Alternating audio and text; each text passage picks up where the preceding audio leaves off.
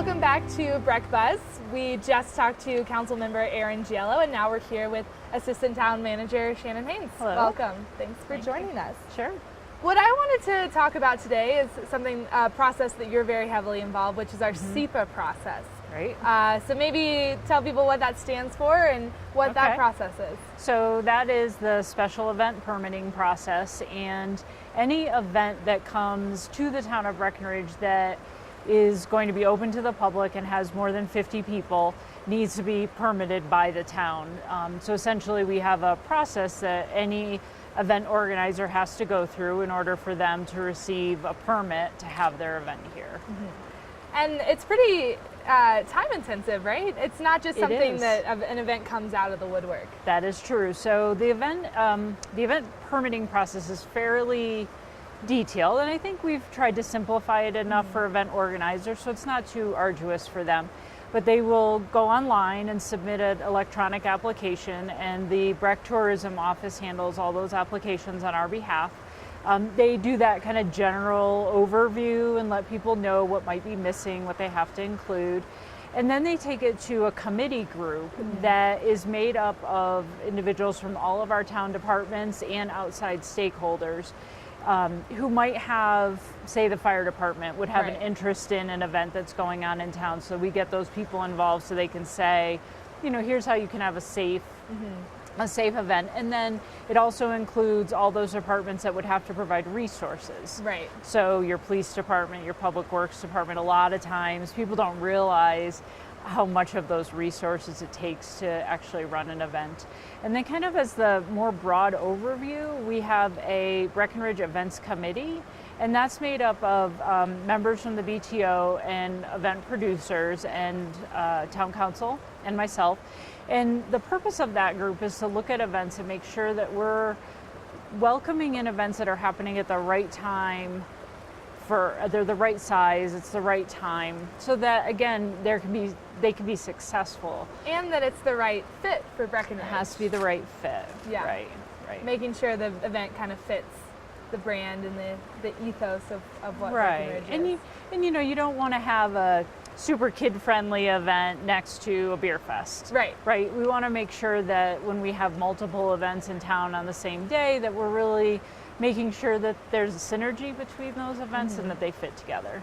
And you guys just started requiring events submit emergency plans, is that correct? Yeah, so we really recognize the fact that events can be a target for people who are evildoers. Right. And we want to make sure that events that happen here in town are safe, and that, you know, whether it's a event that, whether someone comes at an event with an intent to do ill, or there's a weather event, right? You know, we could have an event going on and there's a lightning storm that causes us to have to disperse the crowd. How does that process work? And how do we make sure that everyone who's involved in the event, from the organizers to the volunteers to town staff, that everyone knows what the plan is when something happens? Right. And how do we make it safe for everyone? Exactly. And, you know, with this permitting process, we did just pass an ordinance, a resolution that amended the rules. Right. So we are in the process of passing an ordinance. It did pass on first reading on Tuesday, that primarily would extend the amount of time that's required between permit submission in an actual event. Unfortunately, we get a lot of permits in that are very close to the event. Right. And it makes it very difficult for us to make sure that the resources are in place and that the event was properly vetted. So the time is going from 45 days to 90. There will be a late fee if people turn their applications in late. And in addition to that, there will likely be a provision in there that would allow us to deny an application if it comes in within that 90-day time frame. Oh, within the later. Correct. Yeah. Yep. And so the Breckenridge Events Committee is really balancing these traditional events that we've always had versus new events, right? Correct. And we were really trying to look at iconic Breckenridge events, where they are, make sure they have their placeholders. Right. So you want to make sure, say, snow sculpture happens generally at the same time every year, people plan their trips around that. Right. And so we want to make sure we get that on the calendar, and then we fill in other events around those iconic events, Oktoberfest, things like that. It's so fun though, because there's always something going on. Yes, there is never a dull moment. No. But that can make the planning process a little bit stressful. It does. It makes it a little stressful, and it makes it a bit of a challenge and kind of fun to make sure that the right things are placed together. Right. So, yeah. Something else that is going to be really big this summer is all of the wildfire prevention that we've been doing. And I know that the town has put a lot into this, so talk a little bit about that. So, and I know you can talk a bit about that as well. Our marketing for the wildfire. Our marketing for that. But we have, for several years, partnered with the county on chipping. Right. And hopefully people have gotten information around how to connect with the fire department to do an assessment of the property to see what needs to be done to make that property fire safe or fire wise. And then in addition to that, once you get the fire department to tell you what the right things to remove and how you make your home safe, then you can do the work on your property and put the remnants of what you've taken out on the street side, and the county will come around. They've contracted with someone to come around and pick that all up, and then we get it chipped and shipped out. So we're trying to make it as easy as possible for people to make their home safe and make our community safe. I think it's important for people to know that, you know, if your one house has been mitigated but the next house is not, it's that mitigated house is still in danger. So trying to encourage your neighbors to, you know, to be good neighbors and to do the same would be really helpful. Do you think because of last summer it's really fresh in people's minds and so they're really wanting to get out there and address it? I do. I think we all were taken a little aback.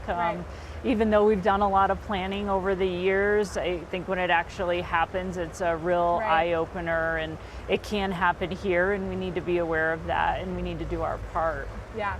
And it's nice to see that the community really cares. I have friends who ask me, what are we doing about fire? Right. Saying, oh, we're working on it. You know, don't worry. Right. I don't think anybody wants to see that happen here, and you know, you can never prevent it 100%, but we can certainly do our part to mitigate it and lessen the chances. And what's really exciting is the new wildfire prevention patrol that is going out that the town contributed to. Yes, so all the towns in the county got together and partnered on all of these projects and the marketing and education around wildfire mitigations.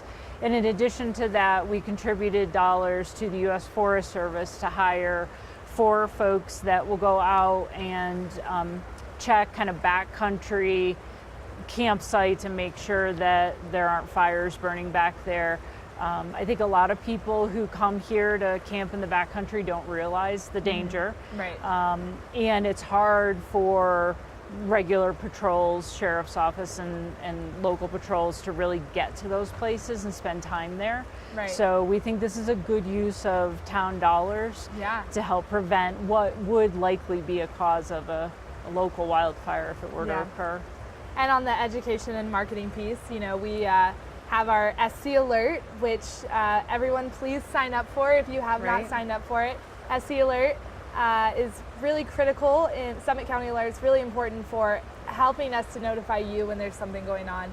And we're also going to be doing a lot of education about wildfire and a few events that the county's putting on about preparation and prevention. And, you know, the Forest Service has this fun campaign that they're, you know, putting out where one of the slogans is, if it's too hot to touch, it's too hot to leave. Which I think really that sums it up, you know, when we have those campfires, if you can't touch it, don't leave it. And I hope that message gets really far in the community. I agree. I think it's important to educate people. I think people think you just throw some dirt on it, it'll be fine, but really recognizing what it takes to put out a campfire. And we know people, they want to come here and enjoy the backcountry, but we have to do it safely. It's a resource we all want to be able to enjoy. Yeah, letting people know to do it safely, and also, you know, not everyone wants to talk about this, but there are consequences. And there are. There's fines and there's, you know, consequences for starting a wildfire. There are consequences, and you know, that's one deterrent. I think just being good stewards is important, and recognizing that there are going to be times when the powers that be say you can't have campfires at all, and it's not because we don't want folks to enjoy their experience. It's really important that when that time comes that we just don't allow them. We can all enjoy it, enjoy the lands, enjoy the forest without having to have a campfire. Right. And it might be helpful to remind people what the fire rules are in the town limits of Breckenridge. Right. So Breck is a little different from some other communities. We are always at a level 1 fire ban. So within our town ordinance, we prohibit open fires that are not in, a commercial grade fire pit or chimenea or something of that sort. So there are no open fires allowed within the town boundaries of Breckenridge. Right. But, just above in the county land, that is where we're paying attention to. And it is important for people to recognize that you do move in and out of boundaries when you're in Summit County, and so the rules are different, and you need to be aware of what the rules are where you're recreating. Yeah, and for example, Tenderfoot Mountain in Dillon already has a fire ban. Right. Making sure people know those, the difference between all these places. Right, absolutely. And then, one last thing that I wanted to touch on is traffic. I think that's always a topic. Parking, transportation, traffic. That's been your bread and butter for a few years now. Talking about how we can really make the traffic flow work well in Breckenridge, and what we're doing with that right now. So we're doing a couple of different things that are very different, they're very diverse. We are still working on our parking transportation master plan, and our primary goal in that plan is to reduce the amount of traffic congestion. We want to make parking easier for folks and making getting around Breck easier for folks. So we continue to work on that, and that's been an ongoing project for several years now. But the other thing that we're working on is traffic calming and trying to ensure that our local streets are safe.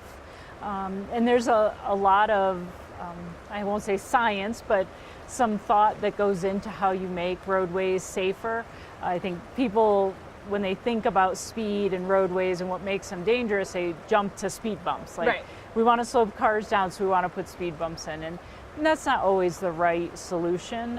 We have a team of staff members within the town that is looking at traffic calming and roadway safety, and that includes engineers, because we have traffic engineers that have to ensure what we do on our roadways is actually safe. Sometimes you can say a stop sign, for example, someone will come in and say, we really need a stop sign at this intersection, and our traffic engineers will go look and say, they call it meeting warrants. It doesn't meet warrants for a stop sign, and if you actually put a stop sign there, you can make the intersection more dangerous. Wow, right? And so you don't always think by putting a traffic device in, you'll actually make it worse.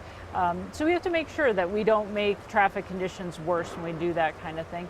And there's so many ways to do traffic calming.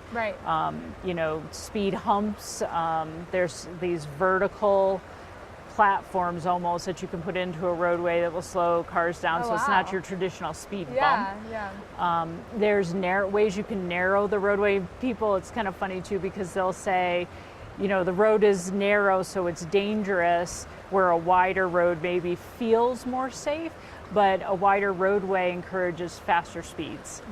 So if you want to slow cars down, narrowing the roadway or putting in striping that leads to the perception of a narrow roadway will actually slow cars down. So we're looking at all of those different options, bulb outs, and different ways to put in curbing that will make our roads as safe as they can be. And we also want to convince people that when you're in town, don't worry about driving fast. Slow down, take it easy. Life moves pretty chill in Breckenridge, and you don't really need to be rushing anywhere, right? You don't need it, and a lot of times you don't even need a car. So we have a fabulous transit system that you can catch just about any place in town, and it'll get you where you need to go. Or right now, it's so beautiful out, hop on a bike. Go along the bike path. There's a lot of different ways to travel in Breckenridge without a car. Without a car. And I think at the end of the day, that's really what we're also focusing on. It is. We know if we can get just a small percentage of cars off the road. We make travel easier, we reduce carbon emissions. There's a lot of reasons why we want to get cars off the road, and we've invested an awful lot of money in our transit system. We are a gold level bicycling community, so we want people to know that we offer all these attributes and amenities when they're here, and for our locals take advantage of as well. Let us take you around. Right. We'll get you where you need to go. We'll get you where you need to go. Yeah. Exactly. Well, that's all the time we have today, but thank you so much, Shannon, for chatting with us, and thank you for tuning in to Breck Buzz.